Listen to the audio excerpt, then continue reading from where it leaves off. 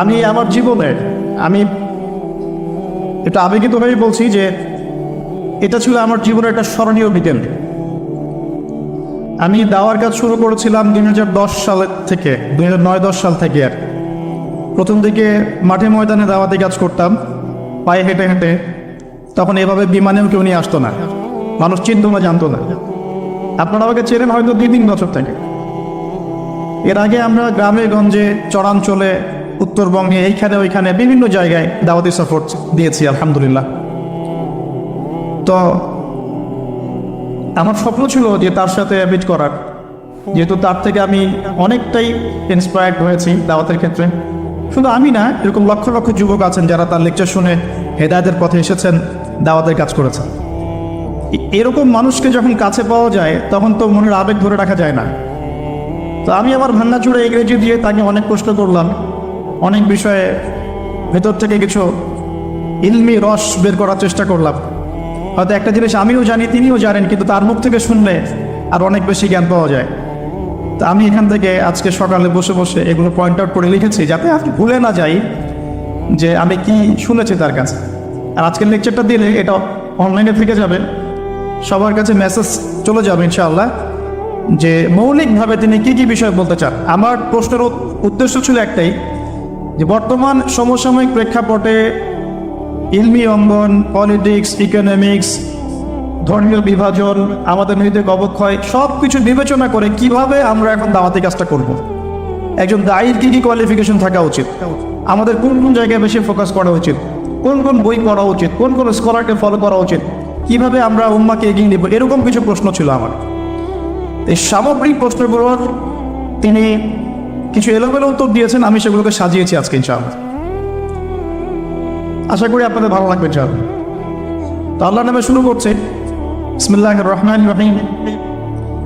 সর্বপ্রথম স্যার উম্মাকে যে মেসেজটা দিচ্ছেন, আমাকে যে মেসেজটা দিলেন, সেটা হলো প্রতিটি দিনই কাজের পিছনে শুধুমাত্র আল্লাহর সন্তুষ্টি উদ্দেশ্য থাকতে হবে।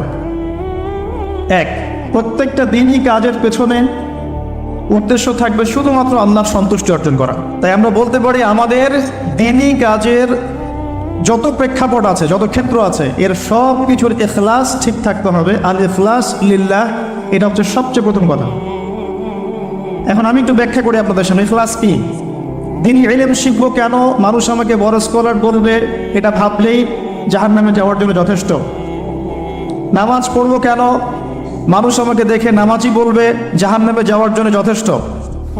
যাকাত দিব কেন, মানুষ আমাকে দানবীর বলবে, না দিলে মানুষ খারাপ বলবে, আমার জাহান্নামে যাওয়ার জন্যে যথেষ্ট।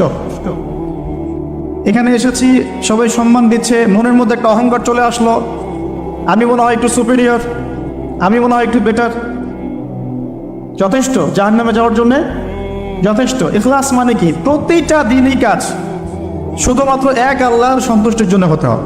আল্লাহু আকবার। এটাই ইব্রাহিম আলাইহিস সালামের ওই স্টেটমেন্টের ব্যাখ্যা। করিন না সলাতি, বলুন আমার সলাত, ওয়া নুসুকি, আমার স্যাক্রিফাইস, কুরবানি স্যাক্রিফাইস, ওয়া মাহইয়ায়া, আমার জীবন, আমার জীবনের সব কাজ, ওয়া মামাতি, আমার মৃত্যু, সব কিছু লিল্লাহি রাব্বিল আলামিন, একমাত্র জগৎসমূহের রব আল্লাহর জন্য। That's all.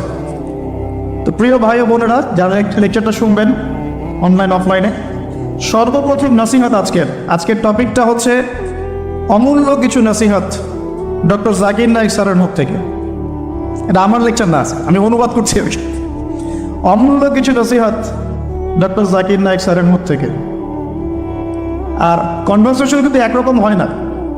যে ব্যক্তি কোরআনও তেলাওয়াত করতে জানে না, ইসলামের বেসিক কিছুই জানে না, তার সাথে কনভারসেশন একরকম হবে। আর যিনি একজন আলেম, দায়ী, মুহাক্কিক আলেম, তাদের সাথে কনভারসেশন একরকম হবে। তো সামারিটা এরকম। সর্বপ্রথম যে মূল্যবান নসিহত আজকে আমরা করতে চাচ্ছি নিজেদেরকে, নিজেদের পরিবারকে, আমাদের মা বোনদেরকে, আমাদের দিনী ভাইদেরকে, উম্মাহকে, সেটা হলো প্রতিটা ক্ষেত্রে দিনই কাজের উদ্দেশ্য হবে শুধুমাত্র আল্লাহর সন্তুষ্টি অর্জন। এটার নাম হলো ইখলাস। এর নাম কি ভাই? ইখলাস। আর ইখলাস বিল্লাহ আর ইখলাস লিল্লাহ, এটা সর্বপ্রথম। এটা শুধু দিনই ক্ষেত্রেই নয়, বরং দুনিয়াতে যে কাজগুলো আমরা করি, যেমন পিতামাতার সেবা করা, চাকরি বাকরি করা, ব্যবসা বাণিজ্য করা, স্ত্রী সন্তানের ভরণ পোষণ, এই কাজগুলোতেও যদি আমরা শুধু আল্লাহর সন্তুষ্টি কামনা করি তাহলে মানুষের কাছে কখনো কষ্ট পাবো না ইনশাআল্লাহ। আর যখনই আমরা অন্যের কাছে কিছু আশা করতে যাই তখনই আমরা কষ্ট পাই।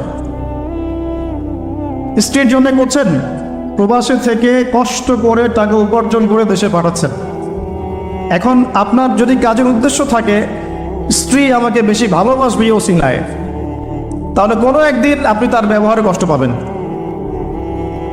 আর যদি ইখলাস থাকে এরকম আমি করছি আল্লাহর জন্যে, বিকজ আল্লাহ আমাকে দায়িত্ব দিয়েছেন স্ত্রীর মুখে খাবার তুলে দিলেও আমি নেকি পাবো, আমি আল্লাহর সন্তুষ্টির জন্য এই কাজ করছি। এরপরে ভালোবাসা থাকবে, অবশ্যই থাকবে, স্ত্রীর প্রতি থাকবে, সন্তানের প্রতি থাকবে, পিতামাতার প্রতি থাকবে, কিন্তু ইখলাস কাজের মূল উদ্দেশ্যটা কি? আল্লাহ পাকের সন্তুষ্টি অর্জন। এই ইখলাস থেকে আমরা অনেক সরে আসছি বিধায় উম্মার আজ কি অবস্থা হয়েছে। বিশ্বাস করেন আমরা অনেকেই লেকচার দেই মানুষকে সন্তুষ্ট করার জন্য, আমরা অনেকে মসজিদে নামাজ পড়াই মসজিদ কমিটিকে সন্তুষ্ট করার জন্য, আমরা অনেক সময় তারাবি পড়াই মানুষকে সন্তুষ্ট করার জন্য, খুতবা দেই মানুষের মেজাজ বুঝে, কোনটা বললে লোক আমাকে রিসিভ করবে, কোনটা বললে করবে না। নামাজের কথা বলা যাবে ভাই, সুদের কথা বলা যাবে না, খুব সতর্ক। এই যে এগুলো ইখলাসের খেলাফ।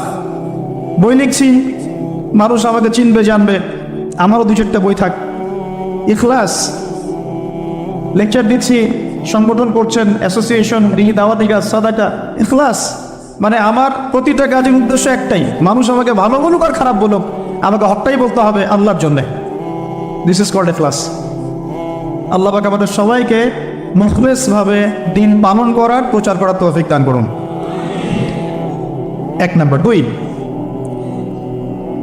তিনি বলছেন, আমি জিজ্ঞাসা করেছি যে আপনার খুসুসি আমল আমাকে বলুন। এই কথাটা আমি অন্য অনেক আলেমকেই বলেছি জীবনে, যত বড় বড় ওলামায়ে কেরামের সাথে আমার দেখা সাক্ষাৎ হয়েছে। আমি এই প্রশ্নটা করি কারণ আমি বিশ্বাস করি প্রত্যেকটা মানুষের কিছু খুসুসি আমল থাকে। কেউ রোজা রাখে অনেক বেশি, কেউ নামাজ পড়ে অনেক বেশি, কেউ তেলাওয়াত পড়ে অনেক বেশি, কেউ জিকির পড়ে অনেক বেশি, কেউ পড়াশোনা করে অনেক বেশি। খুসুসি আমল যেটা আল্লাহ রাব্বুল আলামিনের কাছে পৌঁছে যায়, এ ওসিলায় আল্লাহ পাক তাকে মর্যাদা দান করেন। খুসুসি আমল আছে কেন? আমাদের নবী সাল্লাল্লাহু আলাইহি ওয়াসাল্লামের খুসুসি আমল বলুন দেখি। রাতের তাহাজ্জুদ, সবাই ঘুমিয়ে পড়লে নবী সাল্লাল্লাহু আলাইহি ওয়াসাল্লাম জেগে থাকতেন, পা মোবারক ফুলে যাইতো, দাঁড়িয়ে থাকতেন, লম্বা কেরাতে নামাজ পড়তেন। খুসুসি আমল।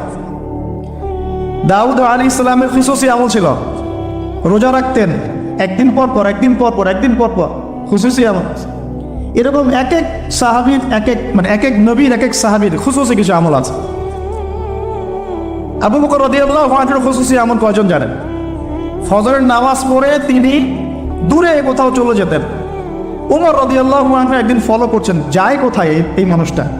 তাদের মধ্যে একটা কম্পিটিশন হতো আমলের, মনে আছে? কম্পিটিশনটা কোন দিন ওমর রাদিয়াল্লাহু আনহু বুঝলেন যে আবু বকর রাদিয়াল্লাহু আনহু অগ্রগামী, এটাও বলে দেই। তাবুকের যুদ্ধে। কোন যুদ্ধে? ইসলামের যুদ্ধেরও বিধান আছে, কিন্তু এখনকার প্রোটেস্ট্যান্ট ইসলাম আবার ওইটা কাট করে ফেলছে আর কি। এখনকার প্রোটেস্ট্যান্ট ভার্সন অফ ইসলামে আছে নামাজ, রোজা, হজ, যাকাত। জিহাদ আউট অফ কন্টেক্সট, ওটা নাই। ওটার আবার অনেক ব্যাখ্যা করা হয়েছে তালগুল পাকিয়ে, যে ওই দিকে যাচ্ছি না। তো পুরো কনসেপ্টটা ক্লিয়ার রাখবো ইনশাল্লাহ। কোরআন সুন্নাহ সবই আছে, পরিবেশ পরিস্থিতি প্রেক্ষাপট বিবেচনায় পদক্ষেপ নিতে হবে। নাকি কেউ অন্যায়ভাবে কোনো মেয়েকে ধর্ষণ করছে, নাউজুবিল্লাহ, আপনার চোখের সামনে পড়ে গেল, আপনি কি তাকে কি দাওয়াত দিবেন? ভাই ধর্ষণ করিয়েন না প্লিজ, রিকোয়েস্ট করতেছে, ভাই আল্লাহর রাস্তায় ধর্ষণ করিয়েন না, এই কথা বলবেন? আপনার সামর্থ্য থাকলে আপনি হাত দিয়ে প্রতিহত করবেন, পিটুনি দিবেন, কেসের আওতায় আনবেন, আইনের আওতায় নিয়ে আসবেন, মৃত্যুদণ্ড দিবেন, এই তো করবেন। এই মা বোনরা যদি আমাদের কেউ হয় নাউজুবিল্লাহ, তখন আপনার রেগুলেশন কেমন হবে? তার মানে পরিবেশ পরিস্থিতি প্রেক্ষাপট বিবেচনায় বিধান প্রয়োগ করতে হবে। ইসলামে পরিপূর্ণ বিধানই আছে, এই কনসেপ্টটা ক্লিয়ার রাখবো। তারপর যেটা বলছিলাম যে তাবুকের যুদ্ধে নবী সাল্লাল্লাহু আলাইহি ওয়াসাল্লাম বললেন যে তোমাদের যা যা সম্পদ আছে আল্লাহর রাস্তায় নিয়ে আসো। কারণ তাবুক যুদ্ধের সফর অনেক লম্বা ছিল, অনেক লম্বা, পায়ে হেঁটে প্রায় 1-1.5 মাস যেতে হয়েছে। রোমানদের সাথে প্রথম ব্যাটল, যদিও এই ব্যাটলটা একটা অসমাপ্ত রূপে ফিরে আসতে হয়েছে গরমের মধ্যে। এই তাবুকের যুদ্ধে কিছু কিছু সাহাবী অংশ না নেওয়ার কারণে সূরা তওবার মধ্যে আয়াতুন নিফাক নাজিল হয়েছে। পড়ে দেখেন, 3 জন সাহাবী যে সবাই তাকে বয়কট করে ফেললো, পড়ে দেখেন। এখন এই সময়ে উমর রাদিয়াল্লাহু আনহু তার ঘরে যত সম্পদ ছিল তার অর্ধেক নিয়ে আসছেন, অর্ধেক রেখে দিয়েছেন, রেখে নবীর সামনে উপস্থিত করেছেন, ইয়া রাসূলুল্লাহ আমার ঘরে যত সম্পদ ছিল তার অর্ধেক নিয়ে দিলাম। সুবহানাল্লাহ। মানে কি, ভাইয়ের 6টা গাড়ি আছে, 3টা দিয়েছেন, 4টা বাড়ি আছে, 2টা দিয়েছেন, হ্যাঁ 2 একর জমি আছে, 1 একর দিয়েছেন, মানে আপনার $2 মিলিয়ন আছে, $1 বিলিয়ন দিয়েছেন। কত বড় হৃদয় থাকলে মানুষ এই কাজটা করতে পারে? আমাদের তো 100 টাকাই বের হয় না। ঠিক আছে, আল্লাহ মাফ করুন। না, আবার যারা দানবীর তারা দান করেন, মাশাআল্লাহ। তবে আমি রিকোয়েস্ট করবো, দানটা সঠিক জায়গায় করবেন, উল্টাপাল্টা জায়গায় দান করবেন না। এমন জায়গায় দান করবেন যেখানে দান করলে সৎকার জারিয়ার মাধ্যম থাকে, কন্টিনিউয়াসলি এটা আপনি বেনিফিটেড হতে থাকেন এমন কিছু, এবং এগুলো দিয়ে ইসলামের খেদমত হয়, এমন জায়গায় দান করবেন ইনশাআল্লাহ। তো এবার আবু বকর রাদিয়াল্লাহু আনহু এসে বলছেন, হয়তোবা আবু বকর রাদিয়াল্লাহু আনহুর সম্পদ ওমর রাদিয়াল্লাহু আনহুর মতো ছিল না, কিন্তু তিনি এসে বলছেন আমার ঘরে আল্লাহ এবং তার রাসূলকে রেখে যা ছিল সবই নিয়ে আসছি। হয়তোবা তার সম্পদ কম ছিল, কিন্তু কথাটা কি বলেছেন, আমি ঘরে আল্লাহ এবং তার রাসূলকে রেখে দিয়ে সবই নিয়ে আসছি। ওমর রাদিয়াল্লাহু আনহু বলছেন যে এই দিন এই ব্যক্তিকে আমি হারাতে পারি নাই, আর জীবনে পারবো না। কথা কি বুঝতে পারছেন? এখন আবু বকর রাদিয়াল্লাহু আনহু ফজরের নামাজের পর কোথাও চলে যান, খুসুসি আমল, কোথায় যান? ওমর রাদিয়াল্লাহু আনহু এখন ফলো করছেন, ফলো করতে করতে করতে করতে দেখলেন দূরে একটা বৃদ্ধা মহিলার ঘর আছে, অনেক দূরে, কাম্পঙ্গের মতো, ঠিক আছে, বৃদ্ধা মহিলার ঘর আছে। তো সেই ঘরে তিনি প্রবেশ করলেন, কিছুক্ষণ পর বের হয়ে আসলেন, তিনি আবার জায়গাতে চলে গেলেন। ওমর রাদিয়াল্লাহু আনহু কিন্তু ঘুরে ফিরে ফলো করছেন। তিনি যখন চলে গেলেন, উমর ইবনে খাত্তাব ওই ঘরে ঢুকলেন, ঢুকে দেখলেন এক বৃদ্ধা মহিলা বসে আছে, চোখে দেখে না, চোখে দেখতে পারে না। তখন তিনি জিজ্ঞাসা করলেন যে কে আপনি, পরিচয় দিলেন, কি সমস্যা আপনার, আমি চোখে দেখতে পারি না। এই যে ব্যক্তি একটু আগে আপনার ঘরে এসেছিল সে কি করলো, কেন আসে প্রতিদিন, ইনভেস্টিগেট করছেন। তখন ওই বৃদ্ধা বলছেন এক ব্যক্তি আসে প্রতিদিন ফজরের পরে, এসে আমার ঘরের কাজকর্ম করে দিয়ে যায়, আমি চোখে দেখতে পারি না, তো ঘরের কাজকর্মগুলো করে দিয়ে চলে যায়, আমি জানি না সে ব্যক্তিকে, আল্লাহ তার ভালো করুক। উমর রাদিয়াল্লাহু আনহু তখন চোখ দিয়ে দরদর করে পানি পড়তে লাগলো, আর বলতে লাগলেন যে হে মুসলিম জাহানের খলিফা, আপনি পরবর্তী খলিফাদের জন্য রাস্তা কতই না কঠিন করে দিলেন। আসলে এই শিক্ষাগুলো তাদের মধ্যে ছিল বলেই তো সমাজটা অমল ছিল। দেখুন কোন মানুষদেরকে নিয়ে আমরা সমাজ চালাবো। আমরা যদি এই যুগের আবু বকর, ওমর, ওসমান, আলী হতে না পারি, তাহলে এই যুগে ইসলামী খেলাফা কায়েম হবে না। আগে মানুষ লাগবে তো এরকম। আমরা সবসময় দেখা যায় উপরের লেভেলে গালিগালাজ করতে বেশি পছন্দ করি, তো বিশ্বাস করেন আমাদের প্রেক্ষাপটে জনসাধারণের যে অবস্থা, জনগণের ঈমান, আমল, ইনসাফ, ইখলাস এগুলোর যে অবস্থা, তাতে এর চেয়ে বেটার কিছু আশা করা যায় না। যখন আমরা ঠিক হয়ে যাবো ইনশাআল্লাহ, আল্লাহ পাক অবশ্যই যোগ্য নেতৃত্ব দিবেন ইনশাআল্লাহ, ইনশাআল্লাহ। তো খুসুসি আমলটা একটু বোঝালাম, এটা কিন্তু আপনারও থাকতে পারে, আমি জানি না, আমার একটা আছে আপনি জানেন না, ঠিক আছে। তো এখন আমি জিজ্ঞাসা করলাম যে স্যার আপনার খুসুসি আমল বলুন, কিছু এমন কিছু খুসুসি আমল যেটা ওসিলায় হয়তো আল্লাহ পাক আপনাকে এই মাকাম এনেছেন বলে আপনি মনে করেন, ইউ থিংক সো। তিনি বলছেন প্রথমে 5 ওয়াক্ত নামাজ, 5 ওয়াক্ত নামাজ, 5 ওয়াক্ত নামাজ তিনি জামাত মিস করেন না, 5 ওয়াক্ত নামাজ তিনি জামাত এই বয়সেও মিস করেন না, মাশাআল্লাহ। তিনি বলছেন আমরা অনেক সময় দাওয়াতের কাজ করি, দাওয়াতের মেহনত করি, অনেক বড় বড় কথা বলি, নামাজ ঠিক থাকে না। এই ব্যক্তিদের ঈমান আমল দিয়ে দাওয়াতের কোনো কাজ নাই। তাহলে আমরা এখন লেসন পেলাম, ইখলাসের পরে আমরা সর্বপ্রথম ফোকাস করবো কোথায় ভাই? জামাতে না বাসায়? জামাতে। যদি জামাত ছুটে যায় তাহলে মসজিদে গিয়ে যদি জামাত করা পসিবল হয় করবো, না মানে যদি বাসায় করা পসিবল হয় সেখানে করব। যদি সফরে থাকি, আপনি মুসাফির, আপনার জন্য অপশন আছে, চাই না কসর পড়বেন, চাই না একাকি পড়বেন, মুসাফির। কিন্তু মুকিম অবস্থায় সর্বোচ্চ চেষ্টা করব জামাত ধরার জন্য। আল্লাহ পাক আমাকে তৌফিক দান করুন, আপনাদের সবাইকে তৌফিক দান। এখানে দুটো কথা আমি অ্যাড করছি আমার পক্ষ থেকে, সেটা হলো যে আমি প্রথম লেকচারে বলেছিলাম যে অনেক মসজিদ দিন দিন বাইতুল্লাহ থেকে বাইতুল নাস হয়ে যাচ্ছে। অনেক মসজিদে প্রকৃত নামাজ থাকছে না, নামাজের রুকু সিজদা ঠিক হচ্ছে না। এক্ষেত্রে আমরা কি করব? আমরা ইমাম সাহেবদেরকে নসিহা করব এবং বোঝানোর চেষ্টা করব যেন নামাজটা তারা একটু ধীর স্থিরভাবে পড়ায়। নামাজের গভীরতায় ঢোকার চেষ্টা করব, কি পড়ছি বোঝার চেষ্টা করব, কি বলছি বোঝার চেষ্টা করব। অর্থ বুঝে নামাজ পড়লে ইনশাআল্লাহ তাআলা এই নামাজ আল্লাহর আরশ পর্যন্ত পৌঁছে যাবে ইনশাআল্লাহ।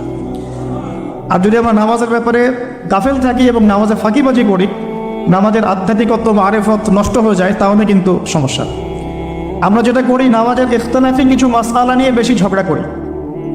হাত বাঁধবো কোথায়, আমি জোরে না আসতে রফুল ইয়াদাইন করবো কি না, পায়ে পা লাগাবো কি লাগাবো, সূরা ফাতিহা বলবো কি না, ব্যাস এই তো আলোচনাটা এতটুকু। ইখতিলাফি মাসআলাগুলোকে নিয়ে আমরা কথা বলতে বলতে নামাজের মূল জায়গা থেকে সরে আসছি। মূল জায়গাটা আমি একটু বোঝাচ্ছি আপনাকে। মূল জায়গাটা হচ্ছে নামাজে যে কথাগুলো আমরা আল্লাহর সাথে বলছি, সুবহানাহু ওয়া তাআলার সাথে, এই কথাগুলো আমরা বুঝি কিনা, এই কথাগুলো বুঝে আমি আল্লাহকে পাচ্ছি কিনা নামাজে। নামাজ মুমিনের মেহরাজ, আল্লাহর সাথে সাক্ষাৎ। কখনো কি নামাজ পড়ার পরে এই ফিলিংসটা আসছে কিনা যে আমি আল্লাহর সাথে কথা বললাম? সুবহানাল্লাহ। এখানে পরিশুদ্ধভাবে নামাজ পড়ার জন্যে অবশ্যই নামাজের অর্থ বুঝতে হবে, ধীর স্থিরতা বজায় রাখতে হবে এবং তার তিলের সাথে সময় দিয়ে দিয়ে কাজ করতে হবে। তার আমরা কোনো প্রয়োজন নাই। ইনশাআল্লাহ দেখবেন আল্লাহর পক্ষ থেকে আল্লাহর নূর আসবে ইনশাআল্লাহ। এই নামাজেই দোয়া কবুল হবে ইনশাআল্লাহ। আল্লাহ পাক আমাদেরকে পরিপূর্ণ নামাজি হওয়ার তৌফিক দান করেন। এরপরে তিনি বলেছেন যেটা, সেটা হলো তাহাজ্জুদের সলাতের কথা। কিসের কথা? তাহাজ্জুদের সলাতকে উনি অনেক বেশি গুরুত্ব দেন এবং আমাদেরকে নসিহত করেছেন আমরা যেন তাহাজ্জুদের নামাজকে গুরুত্ব দিই। এই সময় আল্লাহ রাব্বুল আলামিন প্রথম আসমানে নেমে আসেন এবং বান্দাকে আহ্বান করতে থাকেন, কে আছো আমার কাছে কিছু চাইবে, আমি তোমাকে তাই দিব। কে আছো আমাকে ডাকবে, আমি তোমার ডাকে সাড়া দিব। কে আছো আমার কাছে ইস্তেগফার করবে, আমি তোমাকে ক্ষমা করে দিব। এভাবে আল্লাহ রাব্বুল আলামিন ফজর পর্যন্ত বলতে থাকেন। অথচ আমরা এখন ঘুমাই রাত 2টায় 3টায়। আল্লাহ আমাকে মাফ করুন, আপনাদেরকে মাফ করুন। এবং রাসূল সাল্লাল্লাহু আলাইহি ওয়াসাল্লামের মতো রাত্রি যাপন করার তৌফিক দান করুন। তো এটার নবী সাল্লাল্লাহু আলাইহি ওয়াসাল্লাম 2 করে পড়তেন, 2 রাকাত, তারপর 2 রাকাত, তারপর 2 রাকাত, তারপর 2 রাকাত, শেষে বেতর, মোট 11 রাকাত। আমরা চেষ্টা করব যদি ছোট সূরা জানি সূরাগুলোকে বারবার রিপিট করা। যদি বড় সূরা কিরাতে পড়তে পারি মাশাআল্লাহ আরো ভালো। রুকুটাকে লম্বা করার, সিজদাকে লম্বা করার এবং সিজদায় গিয়ে বেশি বেশি দোয়া করার। যেহেতু তাহাজ্জুদ একটা নফল সালাহ, আপনি যদি আরবি দিয়ে দোয়া করতে নাও জানেন, তাহাজ্জুদে আপনি বাংলাতেও দোয়া করতে পারবেন ইনশাআল্লাহ। ইনশাআল্লাহ কোনো সমস্যা নেই। কিন্তু অ্যাটলিস্ট আপনি দোয়া করার চর্চা শুরু করুন, আল্লাহর কাছে সিজদায় পড়ে কান্নাকাটি করার অভ্যাস তৈরি করি। আল্লাহ তৌফিক দান করুন। এবং এই সময় বেশি বেশি দোয়া করতে হবে।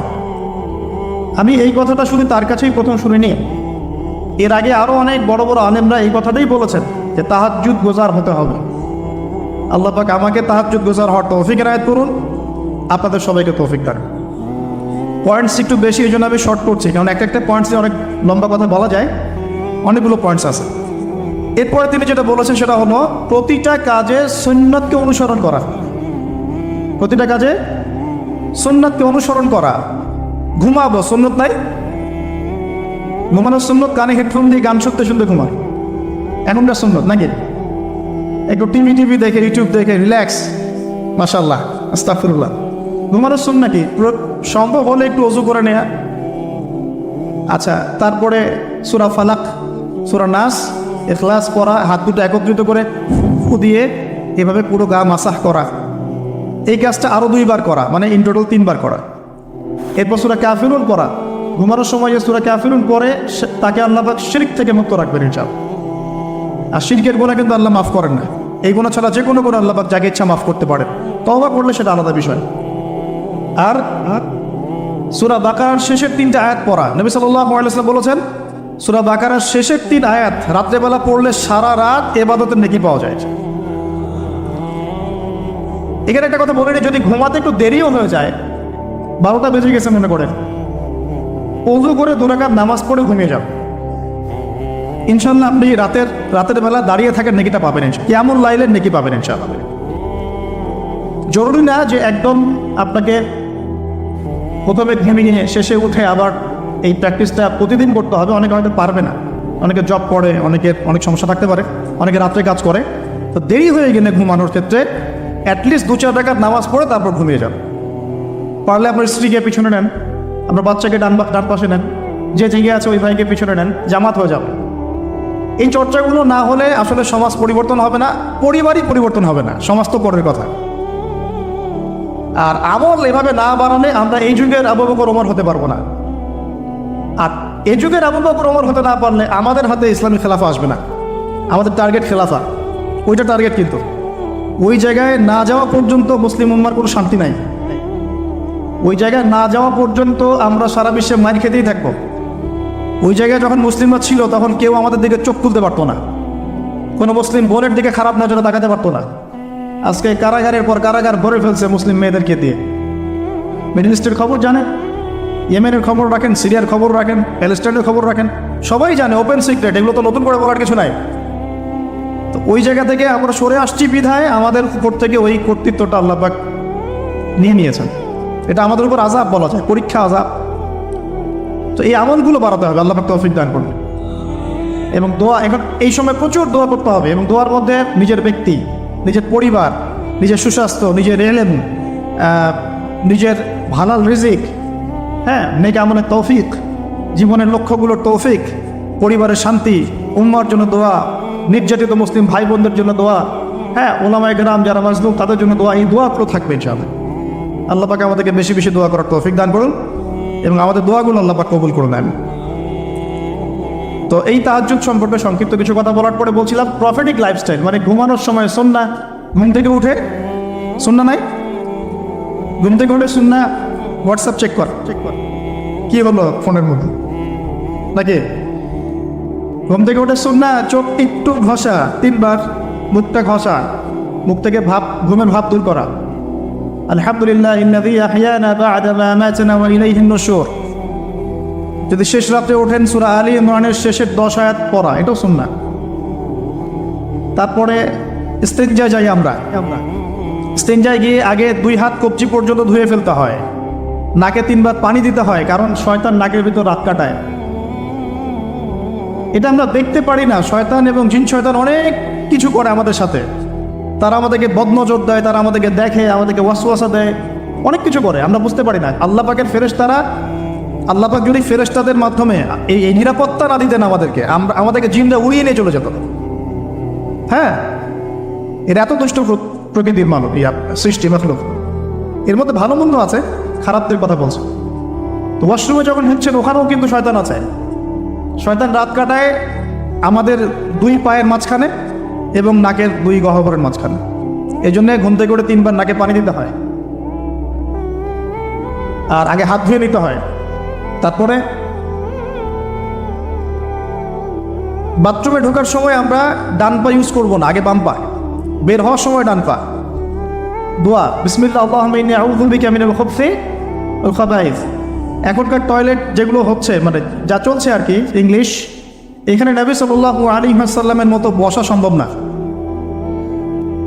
আমি আপনাদেরকে 100% গ্যারান্টি দিয়ে বলছি, এটা আমার ইস্তেহাদ, কেউ আমার সাথে একমত হতে পারে, নাও হতে পারে। ইয়াজুজ আর মাজুজের যত খাসলত আছে না, চরিত্র, এই সব চরিত্র পশ্চিমা বিশ্বের মধ্যে আছে। এটা আমার ফাইনাল স্টেটমেন্ট।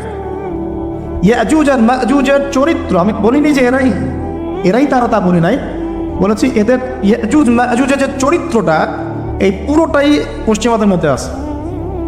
বাথরুমের টয়লেট থেকে নিয়ে ওয়ার্ল্ড অ্যাফেয়ার্স পর্যন্ত এরা চেঞ্জ করে ফেলেছে, ওদের নিজের মতো করে ফেলেছে, আর আমরা এটা ফলো করছি। নবী সাল্লাল্লাহু আলাইহি ওয়াসাল্লাম বসতেন বাম পায়ে ভর দিয়ে, ডান পা খাড়া করে।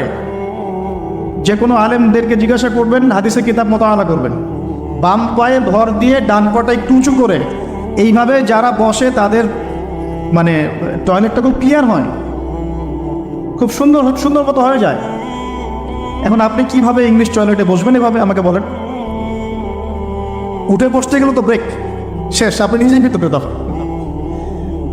তো আবার কিছু কিছু দেখলাম যে বোল রেখে দেওয়া হয়েছে, দাঁড়ায় দাঁড়ায় করতে হবে, 1 নম্বর লাগলে দাঁড়ায় করতে হবে, আর সবগুলো সেম মাপ, আর মানুষ কেউ লম্বা কেউ খাটো, আর কারো যদি সেম না হয় তাহলে কি করবে?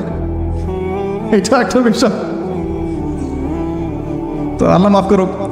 দেখেন প্রতিটা জায়গাতেই সুন্নতের খেলাফ কাজ হচ্ছে, আর এখানে কিভাবে আমি তো মাঝে মাঝে এগুলো ইউজ করতে বাধ্য হই, আর মনে মনে গালি দিই ওদেরকে, মনে মনে গালি দিই, গায়রুল মাগদুবি আলাইহিম ওয়ালাদ-দাল্লিন, গায়রুল মাগদুবি আলাইহিম ওয়ালাদ-দাল্লিন, মাগদুব আর দাল্লিন সব জায়গায় ফিতনা সৃষ্টি করে দিয়েছে। এগুলোতে যে পরিমাণ পানি অপচয় হয়, আপনি শাওয়ার নিচ্ছেন, ছেড়ে দিলেন, বালতির পর বালতি পানি চলে যাচ্ছে শাওয়ার নিতে। নবী সাল্লাল্লাহু আলাইহি ওয়াসাল্লাম পাত্রের মধ্যে পানি নিয়ে শাওয়ার নিতেন, পানির অপচয় হতো না। ইভেন আমরা এখন ওযু করি, আমরা নিজেরাও তো করে ফেলি, ছেড়ে দিলাম, ওযু করতেই আসি 1 বালতি পানিতে ওযু করে ফেলছি। সব জায়গায় সমস্যা হচ্ছে। তো সুন্নাহ লাইফস্টাইল মানে কি? প্রতিটা সুন্নাহ আমাকে ধরতে হবে, তো বুঝতে হবে। আল্লাহ পাক আমাদেরকে তৌফিক দান করুন। তো দেখেন ওয়াশরুম নিয়ে আর কি আর বলবো, এটা তো এখন আপনি অ্যাভয়েডও করতে পারবেন না, না হলে আর কি করতে হবে, বাগানে চলে যেতে হবে আপনাকে। আর সমস্যা, আস্তাগফিরুল্লাহ। তো কেন বললাম? কারণ আমার একটু আগে ওয়াশরুমে যাওয়ার প্রয়োজন ছিল, আমি কি চাইতে পারি নাই, কারণ এখানে কোনো বাংলা কিছু পাইলাম না, সব ইংলিশ। আর আমার যে কাপড়, এই কাপড় আমাকে নামাজ পড়তে হবে এখন মাগরিব এশা, আমি সফরে মুসাফির আছি, কাপড় চেঞ্জ করা তো ইজি না আমার জন্য। এখন ওইখানে কতজন ইউজ করে গিয়েছে, ওইখানে বসার পরে আমার এই কাপড় চোপড় পাক থাকবে কিনা এটা সন্দেহ না। আর আপনারা তো ভালো করে জানেন কবরের শাস্তি হয় মূলত 2টা কারণে। যত বেশি কবরের শাস্তি হচ্ছে এখন, সব কিন্তু বড় বড় পাপের কারণে হচ্ছে না। 2টা কারণ মেজর। একটা হচ্ছে পেশাবের অপবিত্রতা থেকে পবিত্র না হওয়া, পেশাবের ছিটা ফাটা থেকে পবিত্র না হওয়া। আর একটা হচ্ছে চগলখুরি করা। কি করা? মানে চগলখুরি বুঝাতে পারছে কিনা, একজনের কথা আরেকজনের কাছে লাগানো, যেটা গণতান্ত্রিক সুন্নাহ। এটা কিন্তু গণতান্ত্রিক সুন্নাহ, মানে পলিটিক্স আপনাকে করতে হলে এই সুন্নাহই ফলো করতে হবে। এর কথা অরে বলতে হবে, ওর কথা অরে বলতে হবে, তাহলে তো পথ থাকবে না। আর পথ তো এখন সব হিরো আলমদের। মাশাআল্লাহ, মাঝে মাঝে মনটা চায় যে আমিও দাঁড়াই। এরা যদি দাঁড়াইতে পারে তাহলে আমরা পারি না কেন? কি সমস্যা? পড়াশোনা কি করি নাই কিছুই? অ্যাটলিস্ট হচ্ছে তো ভালো বুঝবো। সুবহানাল্লাহ। যাই হোক, ওইদিকে না যাই, না হলে আবার কখন গায়েব হয়ে যায় বলা যায় না। ঠিক আছে, আচ্ছা, আস্তাগফিরুল্লাহ। তো প্রিয় ভাইরা, প্রফিটিক লাইফস্টাইল প্রতিটা জায়গায়, ঘুম থেকে ওঠা, ওয়াশরুম যাওয়া, বের হলাম, বের হয়ে ওযু করে ফেলেছেন। এখন ওযু করার, যখনই ওযু করবেন ওই ওযু দিয়ে 2 রাকাত নামাজ পড়ার চেষ্টা করেন। নবীজি যখন জান্নাতে মেরাজের রাতে জান্নাতে গিয়েছেন, নবীজি সাল্লাল্লাহু আলাইহি ওয়াসাল্লাম বলেছেন, আমি যখনই জান্নাত গিয়েছি, মানে আমাকে যখনই জান্নাত দেখানো হয়, তখনই আমি বেলাল তোমার পায়ের শব্দ শুনতে পারি। সুবহানাল্লাহ। হে বেলাল, তুমি কি এমন আমল করো আমার আগে আগে তোমার পায়ের শব্দ শুনতে পারি? তো বেলাল রাদিয়াল্লাহু আনহু বলছেন, ইয়া রাসূলুল্লাহ, আমি তো আপনি যে আমল শিখিয়ে দিয়েছেন এগুলোই করি, এক্সট্রা তো কিছু করি না, শুধু একটা কাজ আমি করি। কি সেটা? তিনি বলছেন, আমি যখনই ওযু ছুটে যায় ওযু করি, মানে যখনই ইস্তেঞ্জা করি, ওযু ছুটে যায়, ওযু করার চেষ্টা করি, ওই ওযু দিয়ে আমি 2 রাকাত তাহিয়াতুল ওযু নামাজ পড়ি। নবীজি বলছেন, হয়তো এই কারণেই তোমার এই মর্তবা দেওয়া হচ্ছে। সুবহানাল্লাহ। আল্লাহ পাক আমাদেরকে আমল করার তৌফিক দান। এরপর সলাতে যাবেন, সলাতটা নবীর মতো করে, সলাত শেষ একটু কোরআন তেলাওয়াত করলেন, দিনই পড়াশোনা করলেন, কোনো স্কলারের লেকচার শুনলেন, এবার নাস্তা করতে আসলেন। নাস্তার টেবিলে আসলে তো আর সুন্নতের খেলাফ, সুন্নতের কোনো কথাই মনে থাকে না। আর আমি আপনাদের কমিউনিটির মধ্যে এসে দেখলাম সবাই খুব ভোজন রসিক। মাশাআল্লাহ, হ্যাঁ মাশাআল্লাহ, ভালো, খারাপ না, একটা এজ থাকে খাওয়ার। তবে খাওয়ার ক্ষেত্রে এই 2টো হাদিস মাথায় রাখবেন। 1, নবী সাল্লাল্লাহু আলাইহি ওয়াসাল্লাম বলেছেন, একজন মুমিন বান্দার এতটুকু খাওয়ার যথেষ্ট, যা দিয়ে সে কোমর সোজা করে আল্লাহর ইবাদত করতে পারে। আর এই পুরো ওয়ার্ল্ডটাই এখন এই কয়েকটা জিনিসের উপর টিকে আছে: খাওয়া, ফ্রি সেক্সুয়াল সম্পর্ক, জুলুম, পলিটিক্যাল জুলুম। খাবে, ওপেন সেক্স করবে, মদ পান করবে, হ্যাঁ, পরকালে কনসেপ্ট ভুলে এই দুনিয়ার জীবনে যা যা পাওয়া যায়, মদ, ক্যাসিনো, জুয়া, খাওয়া, নারী, আর মুসলিমদেরকে মারোয়ার কাটো। খাওয়ার ক্ষেত্রে কয়টা হাদিস মনে রাখবেন ভাই? একজন মুমিন বান্দার খাওয়া দাওয়ার জন্য এতটুকু যথেষ্ট, যতটুকু দিয়ে সে কোমর সোজা করে আল্লাহর ইবাদত করতে পারে। এরপরেও যদি তাকে খেতে হয়, সে যেন তার পেটটাকে 3 ভাগ করে দেয়। কয় ভাগ? 3 ভাগ। নবীজি বলছেন মুমিনরা পেটের 1 ভাগ খাবে, 1 ভাগ পানি খাবে, পানি দ্বারা পূর্ণ করবে, আর 1 ভাগ খালি রাখবে শ্বাস প্রশ্বাস চলাচলের জন্য। এই খাওয়ার সুন্নাত, খাওয়ার টেবিলেই তো আমরা হেরে যাচ্ছি। আমরা তো খাওয়ার টেবিলেই হেরে যাচ্ছি। আমরা যুদ্ধের মাঠে জিতবো কিভাবে? এক সাহাবী খেজুর খাচ্ছিলেন বদরের যুদ্ধের সময়, এটা আপনার রাহিকুল মাকতুম গ্রন্থে পাবেন। খেজুর খাচ্ছেন, সৈন্য বিন্যাস করা হচ্ছে, নবীজি ভাষণ দিচ্ছেন, ওয়াসারিউ ইলা মাগফিরাতিম মির রাব্বিকুম ওয়া জান্নাহ, ওয়াসারিউ ইলা মাগফিরাতিম মির রাব্বিকুম ওয়া জান্নাহ আরদুহা কাআরদিস সামাই ওয়াল আরদ উইদ্দাত লিল মুত্তাকিন। এরকম আয়াতগুলো পড়ছেন। ওই সাহাবী শুনে হাতের খেজুরগুলো ছুঁড়ে ফেলে দিলেন, দিয়ে ছুটলেন সামনে। একজন সাহাবী তার আগে বলেছিলেন যে খাবার শেষ করো। তিনি বলছিলেন যে এগুলো খেতে অনেক সময় লেগে যাবে। বীর বিক্রমে যুদ্ধ করেছে, এই সাহাবী শহীদ হয়ে গেছেন। তো খাবার ভোগ বিলাসটাকে তারা কিভাবে দেখতেন, আর একটু দেখালাম কিভাবে তারা এটাকে মানে জাস্টিফাই করতেন। এখন উমর রাদিয়াল্লাহু আনহু একটা কথা মনে পড়ে গেল। উমর রাদিয়াল্লাহু আনহুর সময় একটা দুর্ভিক্ষ হয়েছে, কিন্তু তো ওই সময় জনগণ খাওয়ার সংকটে ভুগছে বলে খলিফাতুল মুসলিমিন উমর রাদিয়াল্লাহু আনহু দীর্ঘদিন শুধুমাত্র রুটি আর জাইতুনের তেল খেয়েছিলেন। শুধুমাত্র রুটি আর জাইতুনের তেল। শাসক কাকে বলে? মুসলিম শাসক। হ্যাঁ, আমাদের সমাজও আছে মাশাআল্লাহ। দুর্ভিক্ষ যখন হয় তখন তারা সিঙ্গাপুর এই সেই ঘুরে বেড়ায় মাশাআল্লাহ। হ্যাঁ, টোটালি উল্টা। মানে জনগণের ঘরে খাবার থাক না থাকে, আমার ঘর ফিল আপ থাকলে হইল। জ্বর হলে সিঙ্গাপুর, হাত ভাঙলে কানাডা। হ্যাঁ, ভিতরে আরো বড় সমস্যা হইলে আরো বড় বড় রাষ্ট্র যেগুলো, ওখান থেকে আবার সুস্থ হয়ে আসে, এসে মাশাআল্লাহ আবার শুরু হয়ে যা তাই। আল্লাহ পাক তাদেরকে হেদায়েত দান করুন, দোয়া করি। তো খাবার সম্পর্কে 2টা হাদিস মাথায় নিয়ে নিলাম।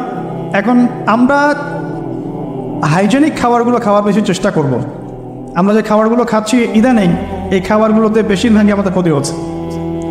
এই ক্ষতিগুলো আমরা 20 থেকে 35 বছর এজে আমরা বুঝতে পারবো না। 35 ক্রস করে গেলে আমরা বুঝতে পারবো যে কী ক্ষতি হয়েছে।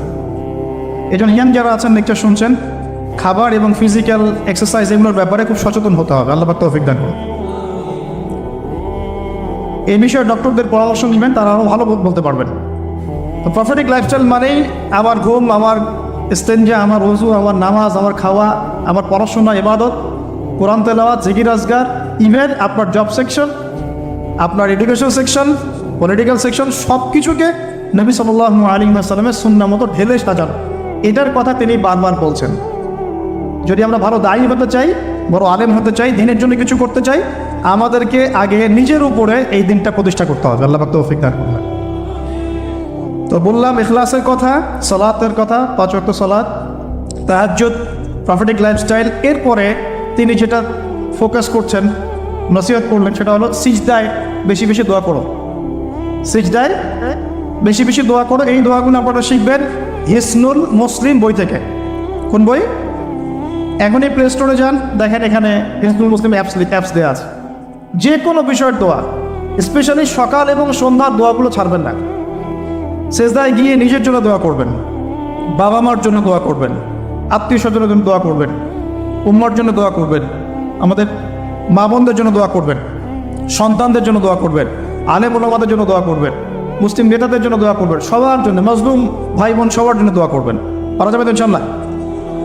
এবং আরবি দিয়ে দোয়া করলে বেশি ভালো, এই কারণে যে আল্লাহ পাক এই ভাষায় কোরআন নাজিল করেছেন। আর আরবি একটা আয়াতকে যত ভাষাতেই অনুবাদ করা হোক না কেন, সেটা আরবির মতো বালাগাত কখনো দেয় না। ওই আবেগ, ওই অনুভূতি, ওই বালাগাত অন্য ভাষা অনুবাদ করলে আসবে না। এই জন্য অ্যারাবিকটা শেখার চেষ্টা করি আমরা সবাই। আল্লাহ তৌফিক দান করুন। আরবি শেখার চেষ্টা করতে হবে, অ্যাটলিস্ট এতটুকু আরবি যতটুকু শিখলে আমি কোরআনের অর্থটুকু বুঝতে পারি। আমি বলছি না আপনি মুফাসসির হয়ে যাচ্ছেন, আমি বলছি না যে আপনি একদম ফকিহ হয়ে গেছেন, এত বড় লেভেলের কথা বলছি না। অ্যাটলিস্ট আপনাকে কোরআন যেন আমি পড়ে বুঝতে পারি, এই পর্যন্ত ইনশাআল্লাহ তাআলা আমাকে পড়তে হবে। কোরআন যেন বুঝতে পারি এই পর্যন্ত আমাকে আরবিটা শিখতে হবে। আল্লাহ পাক তৌফিক দান করুন। আমি একটা ওয়েবসাইটের নাম বলে দিই, এই ওয়েবসাইট সম্পর্কে স্যারের সাথে কালকে কথা আছে। এটা piece TV Bangla, piece TV Urdu যখন ছিল, পিস টিভি উর্দু সম্ভবত এখনও আছে। ওখানে একটা কোর্স চালু ছিল www.understandquranacademy.com, understandquranacademy.com। এখানে ডক্টর আব্দুল আজিজ আব্দুল রাহিম নামে একজন ওস্তাদ আছেন। তার কোরআন শিক্ষার অনেক ছোট ছোট সুন্দর সুন্দর কোর্স আছে। তেলাওয়াতের 50% অনুবাদের, 70% অনুবাদের, 100% অনুবাদের, এই কোর্সগুলো ফাঁকে ফাঁকে করতে থাকেন। আপনার কাজের ফাঁকে ফাঁকে আধা ঘন্টা 1 ঘন্টায় কোর্সগুলো করতে থাকেন। ইনশাআল্লাহ এখানে একটা অ্যানাউন্সমেন্ট আমিও দিয়ে দিচ্ছি যে মালয়েশিয়া সফরের এই বরকতময় সময়ে আমি এই অ্যানাউন্সমেন্টটাও দিতে খুব আনন্দ ফিল করছি যে ইনশাআল্লাহ আমরা অনলাইনে একটা অনলাইন মাদ্রাসা খুলবো ইনশাআল্লাহ। ইসলামিক অনলাইন মাদ্রাসার মতো একটা অনলাইন মাদ্রাসা খুলব। নাম ফিক্স করেছি আমরা এভাবে, তহা জিন্নুরাইন ইসলামিক অনলাইন মাদ্রাসা। এখানে আমরা জেনারেল শিক্ষিত ভাই বোনদের জন্য কোর্সের পর কোর্স লঞ্চ করবো ইনশাআল্লাহ। প্রথমে কোরআন শিক্ষার কোর্স, আরবি ভাষা শিক্ষার কোর্স, আরবি ব্যাকরণ শিক্ষার কোর্স, কোরআনের অনুবাদ শিক্ষার কোর্স, হাদিস 100 হাদিস শিখুন, ইসলামের ইতিহাসের উপর কোর্স, ইসলামিক ইকোনমিক্সের উপর কোর্স। এভাবে গ্র্যাজুয়ালি আস্তে আস্তে আস্তে আস্তে লেভেল 1, 2, 3, 4 করতে করতে আমরা 6টা লেভেল পর্যন্ত চিন্তা করেছি। 6 লেভেল পর্যন্ত যাওয়ার পরে ইনশাল্লাহ আপনি একজন দায়ী, একজন মধ্যম মানের আলেম, মানে আমি তো বলছি বড় আলেম আমি আপনাকে বানাতে পারবো না, মধ্যম মানের আলেম, দায়ী, দিনের বোঝওয়ালা মানুষ, এই লেভেল পর্যন্ত আপনার জ্ঞান পৌঁছে যাবে ইনশাআল্লাহ। আর এখানে শুধু আমি নিজেই ইনভলভ তা নয়, আমি শুধু ক্লাস নেব এমন নয়, মহিলাদের জন্য মহিলা টিচার থাকবেন। আমি ছাড়া আরও অনেক বরেণ্য ওলামায়ে কেরাম এখানে ক্লাস নেবেন ইনশাআল্লাহ। আল্লাহ পাক আপনাদের সবাইকে সেই কোর্সগুলো এনরোল করা তৌফিক দান করুন, আমিন। তো এই জিনিসগুলো শেখা উচিত। দোয়াগুলো বেশি বেশি সেজদায় করবেন। সেজদায় যদি আপনি আরবিতে দোয়া করতে না জানেন, সেক্ষেত্রে নফল সলাতে আপনি বাংলায় দোয়া করতে পারবেন ইনশাআল্লাহ। এটা নিয়ে অনেকের মধ্যে একটা কনফিউশন আছে, আজকে কনফিউশন ক্লিয়ার করলাম। ফরজ নামাজে বাংলা ভাষা ইউজ করবেন না। নফল সলাতে আপনি সেজদায় যদি আরবি না জানেন, বাংলাতে মনের ভাষায় দোয়া করতে পারেন ইনশাআল্লাহ, কোনো সমস্যা। আল্লাহ কবুল করার মালিক। কবুলের মালিক কে? আল্লাহ পাক সব ভাষার মালিক। ভাষা সব সৃষ্টি করেছেন কে? আল্লাহ। আচ্ছা, একটু কঠিন নিতে হবে আমাকে, বিকজ আমার ফ্লাইট আছে আজকে। তো আমি আরও যে পয়েন্টসগুলো নিয়েছি তার মধ্যে কয়টা বলেছি? 5টা। 6 নম্বর পয়েন্ট হচ্ছে মুজাহাদা। তিনি বলেছেন এই আয়াত থেকে, ওয়াল্লাযীনা জাহাদু ফীনা লানাহদিয়ান্নাহুম সুবুলানা। সূরা আনকাবুতের শেষের দিকে আছে, আল্লাহ পাক বলেছেন যারা আমার পথে প্রচেষ্টা চালায়, যারা আমার দ্বীনের পথে চেষ্টা করে, প্রচেষ্টা চালায়, আমি আল্লাহ তাদেরকে হেদায়েত দান করি। সুবহানাল্লাহ। আমি আল্লাহ তাদেরকে পথ দেখাই। যারা আমার জন্য, আমার দ্বীনের জন্য আমার পথে প্রচেষ্টা চালাবে, স্ট্রাইভ করবে, আমি আল্লাহ তাদেরকে পথ দেখাবো ইনশাআল্লাহ। আমি জিজ্ঞাসা করেছিলাম যে কীভাবে আপনার মতো হতে পারি? তো তিনি বললেন এক কথার এক ফাঁকে যে মুজাহাদা, খুব বেশি প্রচেষ্টা। এই বয়সেও খুব বেশি প্রচেষ্টা, মানে ইখলাস ঠিক রেখে, নামাজ কালাম ঠিক রেখে, তাহাজ্জুদ ঠিক রেখে, দোয়া কালাম ঠিক রেখে খুব বেশি প্রচেষ্টা চালাতে হবে। গঠনমূলকভাবে প্রচেষ্টা চালালে যে ফলাফল পাওয়া যায়, আজকের এই মাহফিলে তো তার প্রমাণ। আপনারা কি এটা সাকসেস করার জন্য চেষ্টা করেন না? কষ্ট করেছেন, শ্রম দিয়েছেন, অর্থ দিয়েছেন, ভলেন্টিয়ার ক্রিয়েট করেছেন, আজকে মাশাআল্লাহ এত সুন্দর একটা পরিবেশ। এভাবে সারা দুনিয়াতে দিন প্রতিষ্ঠা করা সম্ভব হবে ইনশাআল্লাহ। যদি আমরা সবাই যার যার জায়গা থেকে প্রচেষ্টাটা সর্বোচ্চ রাখি এবং ঐক্যবদ্ধ হওয়ার চেষ্টা করি। আমাদের মধ্যে বারবার এক কথাই বলছি আমি, অনেক মত পার্থক্য থাকতে পারে, কিন্তু তারপরেও আমরা ঐক্যবদ্ধ থাকবো ইনশাআল্লাহ। সবার মতামতকে সম্মান করব, মাযহাবি ফিকহটাকে সম্মান করব। ওই ভাই শাফিঈ মাযহাব মানে আমি হানাফি ফিকহ ফলো করি, কোনো সমস্যা নাই। ওই ভাই হানাফি মাযহাব মানে ওই ভাই হাম্বলি মাযহাব মানে, কোনো সমস্যা নাই। অ্যাটলিস্ট একজন ইমামকে তো সে ফলো করছে, তারপরে আমরা সবাই ভাই ভাই হয়ে থাকবো ইনশাআল্লাহ। ইখতিলাফ থাকতে পারে, তার মতকে সম্মান করব, আমার মতকে সে সম্মান করবে, এই মানসিকতা তৈরি করতে হবে। আল্লাহ পাক তৌফিক এনায়েত করুন। এরপরে মুজাহাদার কথা বলতে গিয়ে তিনি বলছেন, মুজাহাদার সময়, এই চেষ্টা প্রচেষ্টার সময় খুব করে আল্লাহর উপর তাওয়াক্কুল রাখতে হবে। আল্লাহর প্রতি পূর্ণ ভরসা রাখতে হবে। ইব্রাহিম আলাইহিস সালামের মতো, হাসবি আল্লাহ ওয়া নি'মাল ওয়াকিল, কোনো সমস্যা নেই, আল্লাহ আমার সাথে আছে, তিনি আমাকে পথ দেখাবে ইনশাআল্লাহ। মুসা আলাইহিস সালামের মতো, কাল্লা ইন্না রাব্বি মা'ইয়া সায়াহদিন, তার বাহিনী বলছে, মানে বনু ইসরাঈল বলছে, পিছনে ফিরআউনের বাহিনীর সামনে লোহিত সাগর, ইন্না লামুদরাকুন, আমরা ধরা পড়ে গেলাম। আর মুসা আলাইহিস সালাম বলছেন, কাল্লা, কখনো নয়। ওই রকম সিচুয়েশনে তিনি বলছেন, কাল্লা, কখনো নয়, ইন্না রাব্বি মা'ইয়া সায়াহদিন, আমার রব আমার সাথে আছেন, তিনি আমাকে পথ দেখাবেন ইনশাআল্লাহ। সেম কথা বলেছেন আমাদের প্রিয় নবী হযরত মুহাম্মদ সাল্লাল্লাহু আলাইহি ওয়াসাল্লাম গারে সাওরে। আবু বকর সিদ্দিক বলছেন, উপর থেকে তারা আমাদেরকে দেখে ফেলবে, তিনি বলছেন, না, লা তাহজান, তুমি দুশ্চিন্তা করো না, ইন্নাল্লাহা মা'ানা, আল্লাহ আমাদের সাথে আছে। এই তাওয়াক্কুল, আল্লাহর প্রতি পূর্ণ তাওয়াক্কুল যার থাকবে, ইন্নাল্লাহা ইউহিব্বুল মুতাওয়াক্কিলিন, আল্লাহ পাক এই তাওয়াক্কুলকারীদেরকে আল্লাহ পাক ভালো রাখে। ফালিয়াতাওয়াক্কালিল মুতাওয়াক্কিলুন, আল্লাহর প্রতি ভরসাকারীরা যেন আল্লাহর প্রতি ভরসা রাখে। আমরা সবাই আল্লাহর প্রতি পূর্ণ আস্থা রাখবো ইনশাআল্লাহ, সব ঠিক হয়ে যাবে ইনশাআল্লাহ। শুধু আমাদেরকে আমাদের ঈমান, আমল, আকীদা, আমাদের মুজাহাদা, ইউনিটি, এই জায়গাগুলো ঠিক করতে হবে, পারবো না ইনশাআল্লাহ। আল্লাহ পাক আপনাদের সবাইকে কবুল করুন, আমিন। এরপর তিনি বলেছেন, দলীয় সাম্প্রদায়িকতা পরিহার করতে। এটা কেমন, ওই যে ধর্মীয় কিছু বিভাজন আছে, একবার এক দলে ঢুকে গেছেন, অন্য ভাইকে আর ভাই মনে হয় না, সালাম দেওয়ার সময় খুঁজে খুঁজে সালাম দেয় যে ও আমার গ্রুপের কিনা, অন্য গ্রুপের হলে সালাম দেন। এই ন্যারো মাইন্ডেড মানসিকতা ত্যাগ করতে বলেছে। আমরা সবাই মুসলিম, তিনি বলছেন, ওয়ামান বারবার এই একটা বলেন, আপনারা তো শোনেন, ওয়ামান আহসানু কাওলাম মিম্মান দাআ ইলাল্লাহ ওয়া আমিলা সালিহান ওয়া ক্বালা ইন্নানী মিনাল মুসলিমিন। ওই ব্যক্তির চেয়ে শ্রেষ্ঠ আর ভালো কে আছে, আহসান কে আছে, যে ব্যক্তি বলে, যে ব্যক্তি মানুষকে আল্লাহর দিকে আহ্বান করে এবং নিজে সৎ আমল করে আর বলে, আমি মুসলিমদের একজন, আমি মুসলিমদের একজন। নবী সাল্লাল্লাহু আলাইহি ওয়াসাল্লাম এই পরিচয় নিয়েই দাওয়াতি কাজ করেছেন, আমরা মুসলিম, এটা আমাদের মৌলিক পরিচয়। এরপরে আপনার কোনো যৌগিক পরিচয় থাকতে পারে, ওই পরিচয়কে কেন্দ্র করে আমরা আমাদের মধ্যে ডিভাইডেশন করব না, ক্রিয়েট করবো না ইনশাআল্লাহ। ঠিক আছে ভাই, একমত তো নাকি? আলহামদুলিল্লাহ। এখন আমরা ধর্মীয় সাম্প্রদায়িকতা, যেগুলো আমাদের দলীয়করণ, এই ফেরকাগুলো থেকে একটু ব্রড মাইন্ডেড হওয়ার চেষ্টা করি। যদি আপনি কোনো দলকে ভালোবাসেন বা কোনো দলের সদস্য হয়ে থাকেন, তাও সমস্যা নাই, কিন্তু অন্য ভাইকে কাফের মনে করি আমরা। আমার রিকোয়েস্ট এতটুকু, অন্য ভাইকে কাফের মনে করি আমরা, সেও মুসলিম। আর এই অ্যারোগেন্স, এটা কিন্তু ইবলিসের অ্যারোগেন্স। ইবলিস বলেছিল না, জানা খায়রুম মিন, আমি তো তার চেয়ে উত্তম, খালাকতানি মিন নার, আমাকে আল্লাহ আপনি সৃষ্টি করেছেন আগুন দিয়ে, ওয়া খালাকতাহু মিন তিন, আদমকে সৃষ্টি করেছেন মাটি দিয়ে, আমি কেন ওকে সিজদা করতে যাব? এই যে এটাকে কি বলে, অ্যারোগেন্সি, অহংকার, উদ্ধত আচরণ। এই আচরণের কারণেই তো সে শয়তান হয়ে গেল। অতএব আমরা নিজেদেরকে অন্যর থেকে সুপিরিয়র না ভাবি।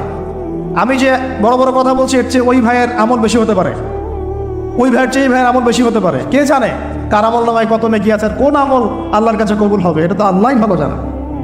অতএব আমাদের সবাইকে তাসকিয়া অর্জন করার চেষ্টা করতে হবে, আত্মশুদ্ধি। আল্লাহ পাক তৌফিক এনায়েত করুন। এরপর তিনি বলেছেন, আমি আমার ছেলেকে এখানে পড়িয়েছি, কিন্তু ডিগ্রি সার্টিফিকেট সব কিছু নয়। কথাটা খুব ভালো লেগেছে আমার কাছে। ডিগ্রি সার্টিফিকেট সব কিছু নয়, ডিগ্রি পেলাম, সার্টিফিকেট পেলাম, এটা ওইটা, এগুলোই আমার কাছে আলেম স্কলারশিপের মানদণ্ড নয়।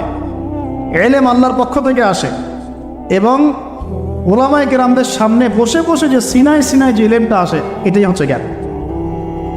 এই যে কালকে ওনার সাথে বসে এই যে এতগুলো কথা শুনলাম, এই যে জ্ঞান আমি পেলাম না, এটা তো আমি 20টা বই পড়ে পেতাম না। ব্যাপারটা বুঝতে পারেন না? একটা সার্টিফিকেট পেয়েছি ধরেন অনলাইন একটা মাদ্রাসা থেকে, যে আমি মাস্টার্স করেছি, কিন্তু এই জ্ঞানগুলো যদি আমি না পেতাম, তাহলে কি আমার জ্ঞান পূর্ণাঙ্গ হতো? তো এটাই তিনি বোঝাতে যাচ্ছেন সম্মানিত সেই মেহমান স্যার, যে ডিগ্রি এবং সার্টিফিকেটই সবসময় জ্ঞানের মানদণ্ড নয়। জ্ঞান আল্লাহর পক্ষ থেকে আসবে। কখন আসবে? যখন আমরা এই বেসিকগুলো ঠিক করব, এবং বরের তো রিনাউন্ড ওলামায়ে কেরামদের কাছে গিয়ে আমরা সরাসরি জ্ঞান নেওয়ার চেষ্টা করি। আপনারা সফর করবেন, ভিজিট করবেন, আলেমদের বাসায় যাবেন, তাদের অফিসে যাবেন, বসবেন, কথা বলবেন, প্রশ্ন করবেন, এভাবে জ্ঞান অর্জন করার চেষ্টা করবেন। আর বইপত্র তো পড়বেন, লেকচার তো শুনবেন, তো মূল এটা একটা সোর্স থাকবে জ্ঞান অর্জনের। সরাসরি গিয়ে জ্ঞান নেওয়ার চেষ্টা করা। আল্লাহ পাক আমাদেরকে ওলামায়ে কেরামের সহবতে গিয়ে জ্ঞান নেওয়ার তৌফিক দান করুন, আমিন। ঠিক আছে, এটাও অবশ্য তিনি বলেছিলেন যে এখন হকপন্থী স্কলার হাতে গোনা যায়, এটাও বলেছেন। সত্যিকারের আলেম এখন হাতে গোনা যায়, এটা খুঁজে বের করতে হবে আপনাদের। যারা হক ও বাতিলকে মিশ্রিত করে না, হককে স্পষ্ট করে বাতিলকেও স্পষ্ট করে, তো আলেম। সামান্য কিছু দুনিয়ার স্বার্থে যারা দিনকে বিক্রি করে দেবে, এটা কখনো করবে তো আলেম। তিনি বলছেন হাতে গোনা যায় scholars, very few of them, উনি ওনার মতো করে বলছেন। এখন তো খুব অল্প হাতে গোনা। একটা সময় ছিল সলফে সালেহীদের যুগে অগণিত ওলামায়ে কেরাম, অগণিত। এখন সত্যি সত্যি হকপন্থী ওলামায়ে কেরাম হাতে হাতে গোনা যায়। আল্লাহ পাক তারপরে আমরা দোয়া করি, আল্লাহ পাক আমাদের সবাইকে হকপন্থী ওলামায়ে কেরামদের সহবত দান করুন, আমিন। এরপরে আমি একটা বড় প্রশ্ন করেছিলাম, যে প্রশ্নটা আমি অনেককেই করি, যে how to establish Islam in bigger reason আর গ্লোবাল সার্ফেস ইত্যাদি। উনি বলছেন, আমি এই কথাটা আমিও নিজে বলেছি আগে, উনি বলছেন যে প্রথমে এত বড় চিন্তা না, প্রথমে চিন্তাটা হচ্ছে নিজের উপরে দিনটা প্রতিষ্ঠা আছে কিনা, আমি নিজের পরিবারটা ঠিক করতে পারলাম কিনা, আমি দিনের দাওয়াতি কাজ করছি কিনা অ্যাপ্রোপ্রিয়েটলি, আমি সোসাইটি চেঞ্জের কাজ করছি কিনা। এইগুলো যখন বিল্ড আপ হবে, দেন উই উইল ইমার্জ ইনশাল্লাহ। তারপরে আমরা বড় স্বপ্ন দেখতে পারি, তার আগে না। এই কথা আমিও বলেছি, তার সাথে আমার চিন্তা এখানে মিলে গেছে। তো আমি টেকনিক্যালি প্রশ্ন করেছিলাম যে আসলে অনেকে তো চেষ্টা করছে, কিন্তু আসলে রাইট ট্র্যাক কোনটা, কোন পদ্ধতিতে চেষ্টা করলে ভালো হবে। উনিও টেকনিক্যাল মানুষ, উনি অ্যান্সার টেকনিক্যালি দিলেন যে the right track will be the track of prophet সাল্লাল্লাহু আলাইহি ওয়াসাল্লাম। সঠিক ট্র্যাকটা হচ্ছে নবী সাল্লাল্লাহু আলাইহি ওয়াসাল্লামের ট্র্যাক।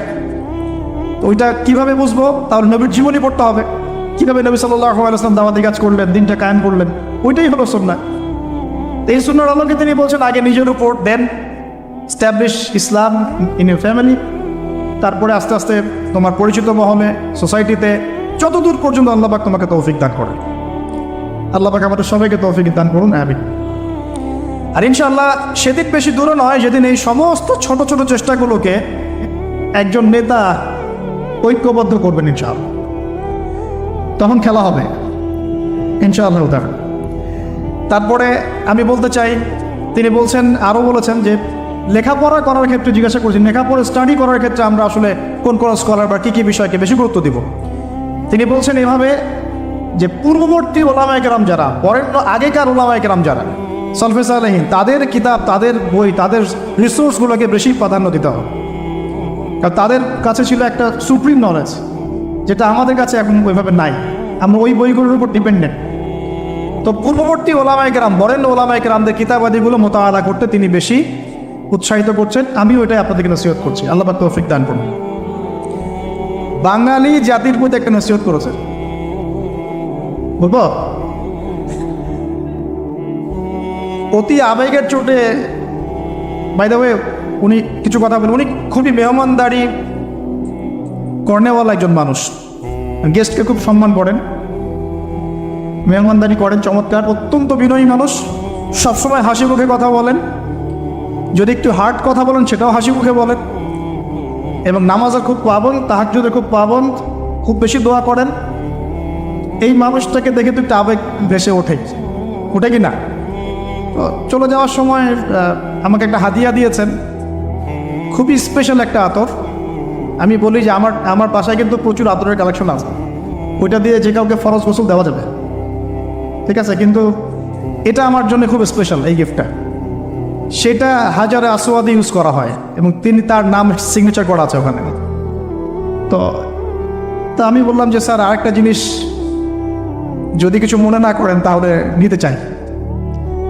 বলো। তো বললাম যে স্যার, আপনার টুপিটা দেওয়া যাবে?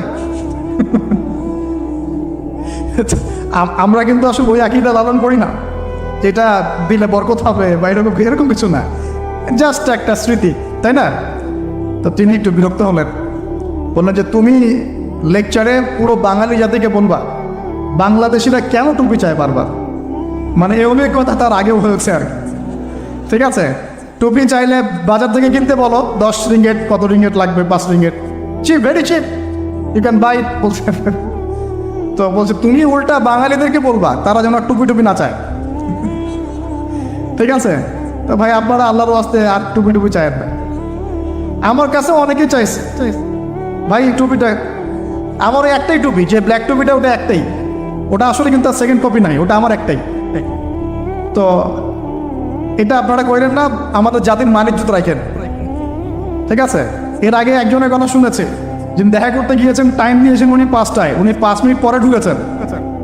তখন যিনি ঢুকেছেন তাকে খুব সূক্ষ্মভাবে একটা অপমান করা হয়েছে, তোমরা বাঙালিরা একটু দেরি করেই আসো। আল্লাহর ওয়াস্তে আমরা আমাদের এই প্রবলেমসগুলো চেঞ্জ করে আল্লাহ পাক তৌফিক ইনায়াত করুন।